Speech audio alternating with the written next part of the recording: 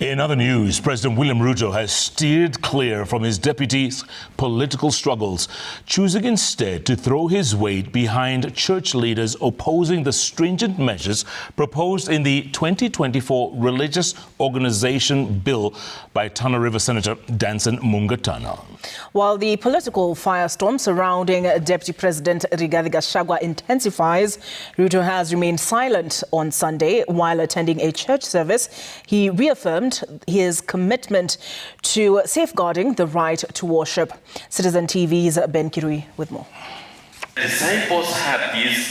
It was yet another rare public appearance he has made this week.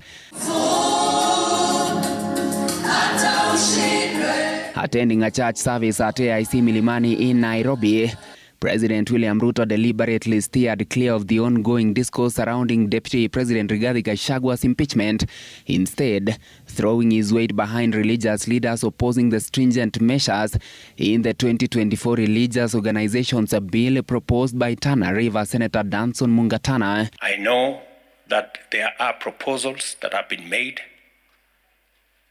in some quarters about regulation of the church, regulation of worship, regulation of religious activities. I want to remind those who are pursuing that kind of exercise that the Constitution of Kenya is very explicit on the freedom of worship.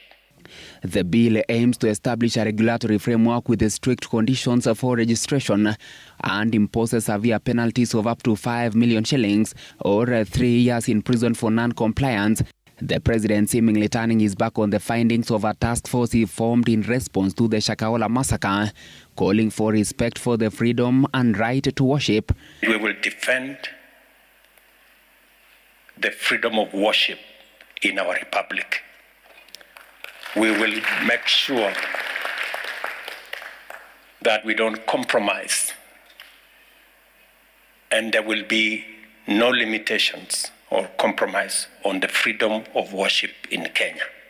The 17-member task force, chaired by Reverend Mutava Musyimi, highlighted significant legal and policy gaps that exposed the Kenyans to religious extremism and cult-like practices.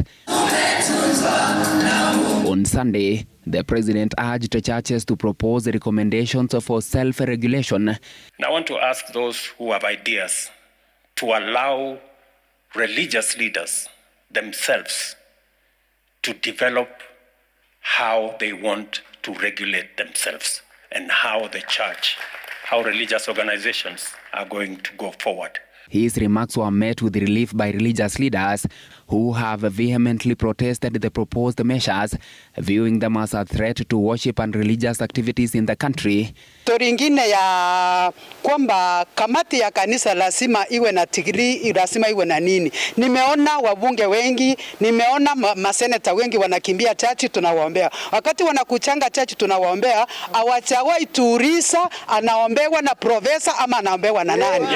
Anaombewa na mimi ambao sikuenda darasa la mtu na anapita. Ben Kirui, Citizen TV, Nairobi.